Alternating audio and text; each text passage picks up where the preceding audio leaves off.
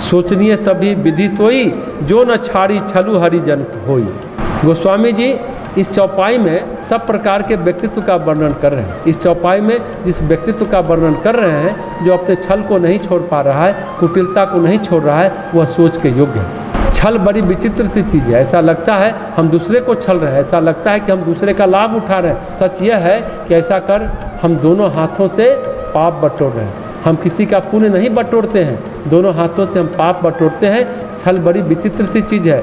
लगता है कपट से, छल से, धोखा से यह पा गए, लगता है ऐसा भ्रम होता है, लेकिन भ्रम भ्रमित करने वाले को भ्रमित करता है। जो भ्रम पैदा करता है वह भ्रम में रह रहा है। जगत जो है, संसार जो है, कठोर कर्म के अनुसार चलता है। संसार न छल के अनुसार चलता है, न कपट के अनुसार चलता है। यह सृष्टि कर्म के अनुसार चलती है। प्रकृति का नीति निर्धारण कर्म है। यहाँ जीवन का संविधान कर्मफल विधान है, जो अकाट्य है, अचूक है। सबसे महत्वपूर्ण बात है कि जीवन के नियमों को, जीवन के सत्य को जान लेना चाहिए। सत्ता कितनी भी व्यापक हो, लेकिन उसका सबसे महत्वपूर्ण आधार सत्य ही होता है। शून्य में अशून्य टिका हुआ है, सत्य में सत्ता टिकी हुई है। वो सत्य खिसक जाता है तो सत्ता खिसक जाती है। बड़े बड़े साम्राज्य धराशायी हो जाते हैं। लगता है कि हमने ठग लिया या उसने उसको ठग लिया, ऐसा लगता है। इतना हड़प लिया, उसका इतना रुपया मार लिया, डकैती हो गई, चोरी हो गई। लेकिन डकैतों की डकैती भी तभी तक फलती है जब तक उनके पास पुण्यबल होता है, बैंक में पैसा होता है। कैसे भी निकाल लो, अकाउंट से ट्रांसफ़र कर दो, चेक से निकाल लो, या फिर विड्रॉल फॉर्म भर करके निकाल लो, या फिर एटीएम से निकाल लो। पर अगर पैसा अकाउंट में नहीं है, किसी विधि से नहीं निकलेगा। पुण्य नहीं है तो कोई विधि काम नहीं करेगी, कोई विधान काम नहीं करेगा, कुछ भी काम नहीं करेगा।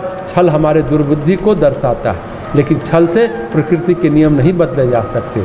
और एक महत्वपूर्ण बात, संबंधों का निर्धारण कर्म करते हैं, संस्कार करते हैं, तंत्र क्रिया भी करती है। हालांकि जड़ में संस्कार भी रहता है, फिर भी उसका प्रभाव तीव्र होता है। कहीं मारण किया, सम्मोहन किया, उच्चाटन किया, लेकिन उच्चाटन हो या सम्मोहन हो, आर्टिफिशियल संस्कार जोड़े जाते हैं, पर वो अधिक चल नहीं पाते। गोस्वामी जी कहते हैं, उगरई अंत न होई निभाऊ, काल नेमी जिन रावण राहु। उघरने पर, उघार हो जाने पर अंत ठीक नहीं होता। न कालनेमी का अंत ठीक हुआ, न रावण का अंत ठीक हुआ, न राहु का ठीक हुआ। चाहे कोई कितने भी संबंध बनाए और बिगाड़े, आत्मा और परमात्मा के संबंध को बिगाड़ नहीं सकता। कोई तंत्र मंत्र इन दोनों के बीच उच्चाटन नहीं कर सकता। दिव्य सत्ता जब परमात्मा के सम्मुख रहती है, तब सब रहस्य खुल जाता है। ईश्वर से बस प्रार्थना करने भर की देर है। सोचनीय सभी विधि सोई, जो छल कर रहा है वह कोई भी हो, वह सब प्रकार से शोक के योग्य है, सोच के योग्य है। जो न छाड़ी छलु हरिजन होई, जो छल छोड़कर भगवान का भक्त नहीं होता, परमेश्वर का भक्त नहीं होता, वह शोक के ही योग्य है।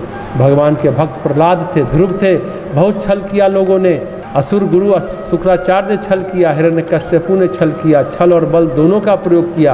प्रहलाद ने कुछ नहीं किया, न छल का प्रयोग किया, न बल का प्रयोग किया, बस भक्ति में अटल रहे। भक्ति की अपनी एक मर्यादा होती है। तुलसीदास जी कहते हैं, हरि का जन हो जाता है। भक्त का अपना एक ही विधान होता है, शाश्वत विधान, और वो होता है, वो हर चीज़ के लिए भगवान की ओर देखता है। छोटी चीज़ हो अथवा बड़ी चीज़ हो, सुख दुख में वह परमात्मा की ओर ही देखता है, वह किसी और की सत्ता को नहीं मानता।